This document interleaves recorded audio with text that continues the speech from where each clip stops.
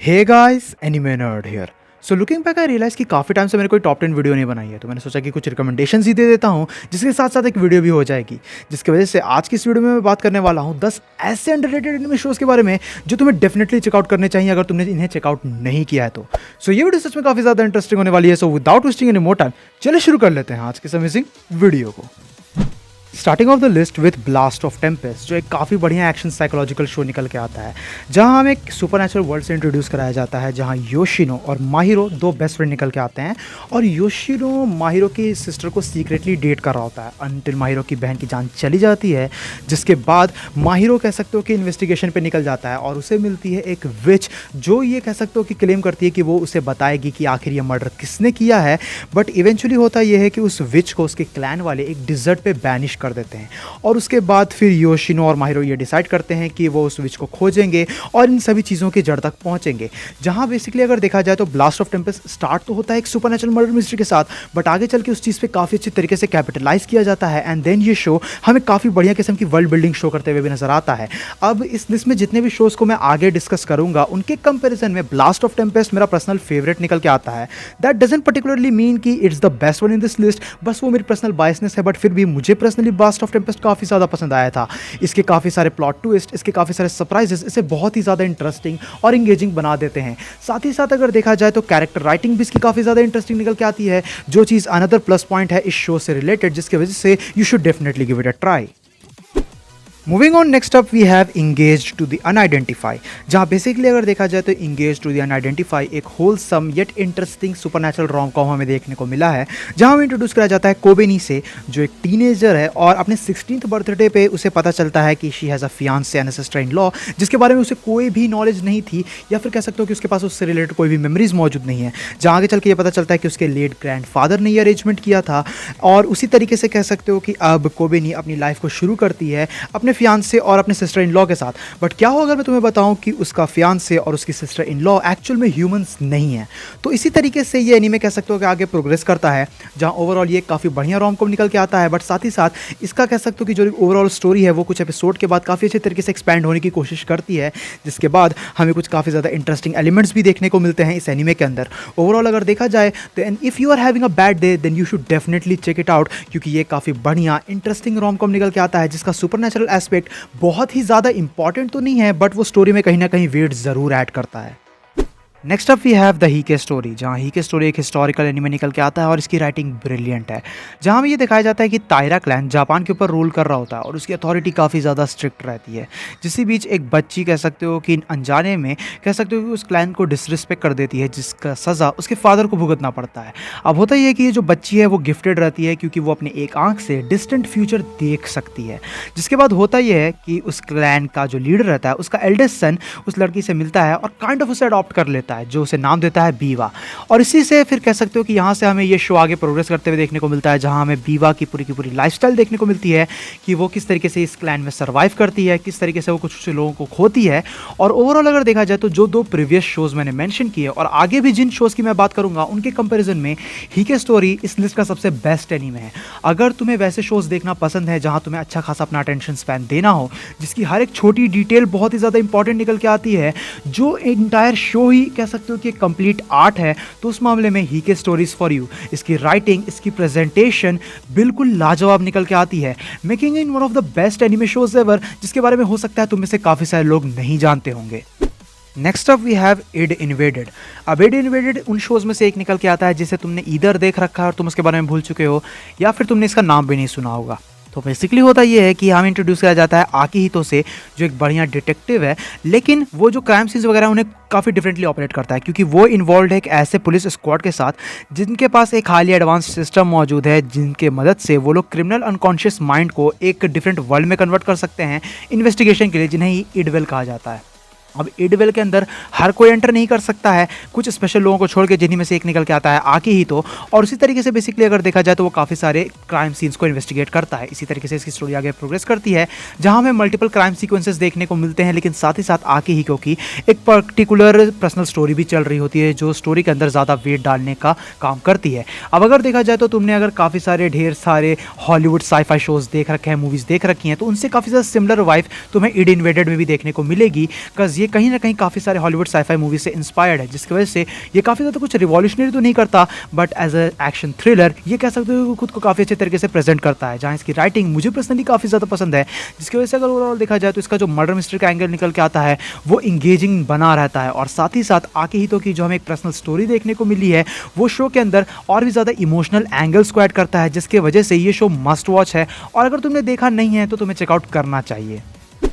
Next up we have beyond the boundary, another really good show, जहाँ basically अगर देखा जाए तो ये काफ़ी बढ़िया एक्शन फैंटेसी एनीमे निकल के आता है from none other than Kyoto animation, जहाँ हमें इंट्रोड्यूस करा जाता है मिराई से, जो एक पर्टिकुलर क्लैन की आखिरी सर्वाइवर है जो अपने ब्लड को एज वेपन यूज़ करते हैं, और मिराई का काम ये रहता है कि वो बेसिकली योमू को हंट करती हैं, जहाँ योमू कुछ ऐसे क्रिएचर्स होते हैं जो नेगेटिव ह्यूमन इमोशंस से क्रिएट हुए होते हैं। Now she came across someone जो बेसिकली कह सकते हो कि आधा योमू आधा इंसान है, बट वो दिखता एक कंप्लीट नॉर्मल टीनेजर की तरह है। वो उसे मारने की कोशिश करती है पैनिक होने के बाद, तब उसे पता चलता है कि he has regenerative healing factor. अब उसके बाद मिराई ये डिसाइड करती है कि वो उसे जान से मार के रहेगी, जिसके बाद वो कई बार उस पर अटैक भी करती है, लेकिन क्योंकि वो दोनों एक ही साथ एक ही स्कूल भी जाते थे, इसी वजह से आगे चल के उनके बीच में कनेक्शन डेवलप होने लगता है, और उसी तरीके से बेसिकली बियॉन्ड द बाउंड्री की स्टोरी आगे प्रोग्रेस करते हुए हमें नजर आती है, जहाँ बेसिकली ये काफ़ी बढ़िया फैंटेसी एनीमे देखने को मिला है, जिसका वर्ल्ड काफ़ी अच्छे तरीके से एक्सपैंड होता है आगे चल के, और काफ़ी सारे प्रॉब्लमेटिक चीज़ें भी क्रिएट होते हुए हमें नजर आती हैं, and also there is a little bit romance involve to,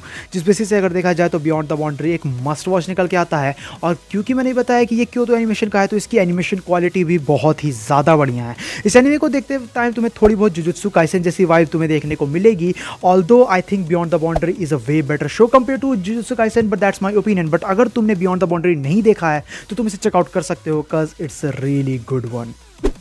moving on to Akudama Drive. अब अकुडामा ड्राइव एक काफ़ी ज़्यादा ऑसम पंक साईफाई एनीमे निकल के आता है, जहां हमें इंट्रोड्यूस कराया जाता है एक साइबरनेटिक वर्ल्ड से, कह सकते हो कि एक न्योन सिटी से, जहां काफ़ी सारे क्रिमिनल्स घूमते हैं जिन्हें कहा जाता है अकुडामा। अब होता यह है कि जो हायर अप्स होते हैं वो ये डिसाइड करते हैं कि एक इनफेमस अकुडामा जिसका नाम कट थ्रोट है, जिसने काफ़ी सारे लोगों की जान ली है, उसे वो एग्जीक्यूट करेंगे। जिसके बाद एक मिस्टीरियस मैसेज पहुँचता है सभी टॉप लेवल के अकुडामास को, सभी इलीट अकुडामास को, कि उन्हें कट थ्रोट को बचाना होगा, और उन्हें वो कह तो कि सिचुएशन भी पता चल जाती है, उन्हें उनका जो है लोकेशन भी मिल जाता है, जिसके बाद पूरी तरीके से क्योटिक माहौल बनते हुए हमें नजर आता है। और इसी तरीके से अकुडामा ड्राइव की स्टोरी आगे प्रोग्रेस करती है, जिसके बाद अकुडामा ड्राइव हमें काफ़ी ज़्यादा ज़बरदस्त एक्शन साईफाई एनीमे देखने को मिला है ना। जब मैंने पहली बार अकुडामा ड्राइव देखा था तो मुझे पर्सनली ये शो उतना ज़्यादा पसंद नहीं आया था, but as soon as I watched Cyberpunk edgerunners, मेरी रिस्पेक्ट अकुडामा ड्राइव के लिए और ज़्यादा बढ़ गई, because Cyberpunk was too similar to Akudama Drive. और अकुडामा ड्राइव फिर भी काफ़ी सारे लोगों ने नहीं देखा है, which is ant fair. Although मुझे पहले ये शो पसंद नहीं आया था, बट नाउ लुकिंग बैक मुझे ये रियलाइज़ होता है कि ये शो बहुत ही ज़्यादा ऑसम था। इसका एक्शन ज़बरदस्त था, इसकी स्टोरी बहुत ही ज़्यादा इंटरेस्टिंग थी, साथ ही साथ इसकी एंडिंग भी काफ़ी ज़्यादा पावरफुल फील होती है, जो एक टाइम पर मुझे पसंद नहीं थी। और उस वजह से अगर देखा जाए तो अकुडामा ड्राइव उन गिने चुने शोज़ में से एक है जो स्टार्टिंग में तो मुझे उतना ज़्यादा पसंद नहीं आया था, but when I think about it तो उसके बाद मुझे ये शो और भी ज़्यादा पावरफुल और भी ज़्यादा केपेबल लगने लगा। ये काफ़ी बढ़िया साईफाई एनीमे निकल के आता है, and I might just go and rewatch its in some time, जिसकी वजह से मेरे ख्याल से तो तुम्हें अकुडामा ड्राइव ट्राई करना ही चाहिए। अगर तुम्हें साइबरपंक के जनरल्स पसंद आया है तो तुम्हें यह भी पसंद आएगा।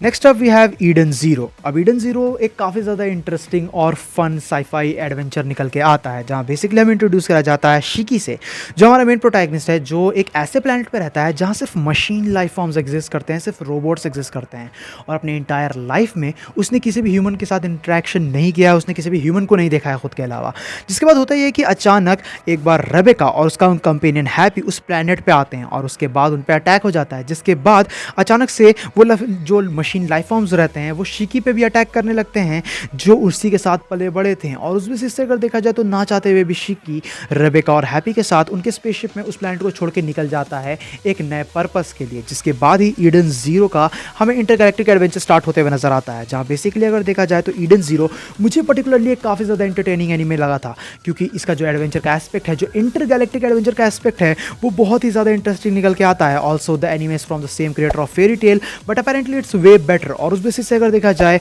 तो इंटरनेट के ऊपर इस शो से रिलेटेड तुम्हें मिक्स रिव्यूज देखने को मिल जाएंगे, because not a lot of people are fan of the intergalactic part of the show, but मुझे पर्सनली उसका इंटरगैलेक्टिक एडवेंचर ही उसका सबसे बेस्ट पार्ट लगता है। जिसके बेसिस से अगर देखा जाए तो ये शो मुझे पर्सनली काफ़ी ज़्यादा पसंद आया था, मुझे पर्सनली काफ़ी ज़्यादा इंटरटेनिंग लगा था जब मैंने इसे सबसे पहली बार देखा, और इसीलिए मैं तो रिकमेंड करूंगा कि अगर तुमने इसे चेकआउट नहीं किया है तो तुम इसे चेकआउट कर सकते हो। स्टार्टिंग के कुछ एपिसोड स्लो हैं, बट धीरे धीरे वो पेसिंग पकड़ लेता है, और उस बेसिस से इसकी स्टोरी काफ़ी अच्छे तरीके से खुद को सेटअप भी कर लेती है।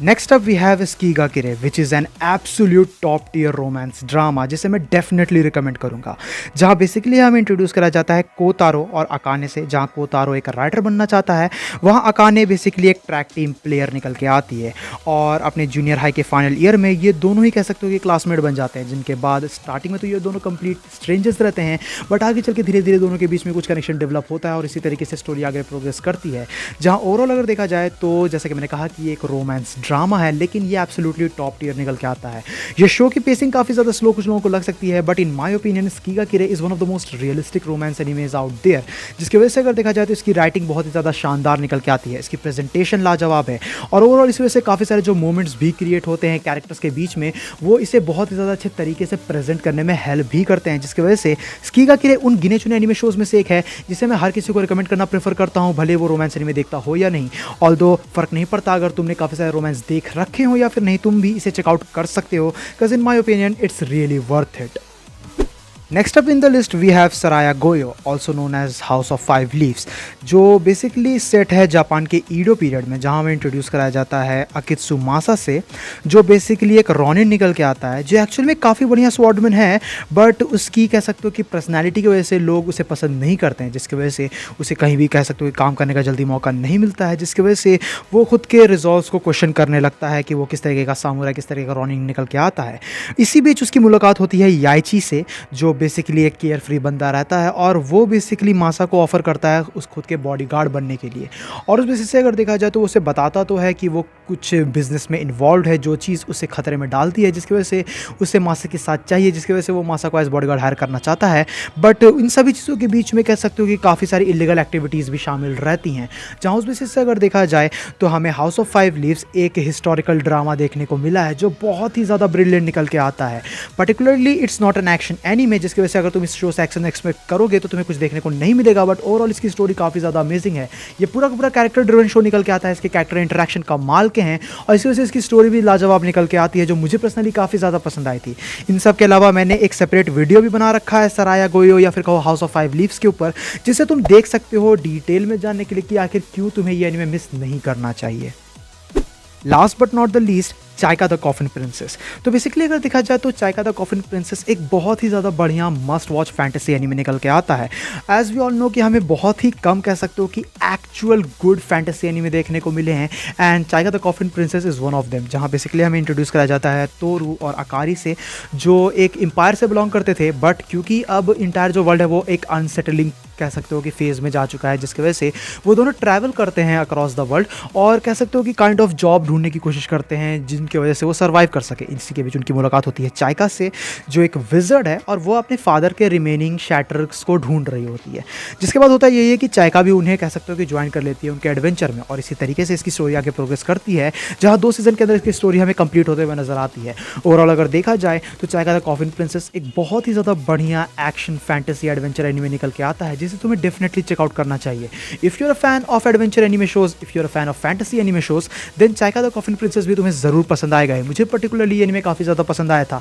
इसकी वर्ल्ड बिल्डिंग, इसके कैरेक्टर इंटरैक्शन, इसकी ओवरऑल राइटिंग शानदार निकल के आती है और इसे इंटरटेनिंग भी बनाती है। It's nothing over the top but it's definitely worth trying, जिसकी वजह से तुम इसे भी बाकी एनीमे शोज की तरह ट्राई कर सकते हो। सो गाइस, ये थी वीडियो कुछ ऐसे अंडररेटेड एनीमे शोज़ को लेके जिन्हें तुम्हें डेफिनेटली चेकआउट करना चाहिए अगर तुमने देखा नहीं है तो। और इफ़ तुम एक ऐसे बंदे हो जिसने इन सभी के सभी शोज़ को देख रखा है जिन को शोज़ को मैंने मेंशन किया था, देन तुम मुझे कमेंट सेक्शन में मुझे बता सकते हो कि तुम्हारा पर्सनल फेवरेट इन 10 शोज़ में से कौन था। अगर तुम्हें वीडियो पसंद आई तो इस वीडियो को अपना थम्स अप देना, अपने दोस्तों के साथ शेयर करना, चैनल पर कहीं से भी अगर नया हो तो चैनल को जरूर से सब्सक्राइब भी कर लेना। मेरे इंस्टाग्राम का भी लिंक तुमको नीचे डिस्क्रिप्शन में मिल जाएगा, तो मुझे वहाँ पर भी चेकआउट कर सकते हो। मैं बोलता हूँ तुमसे ऐसे किसी नेक्स्ट वीडियो में। Till then bye, stay tuned, stay awesome.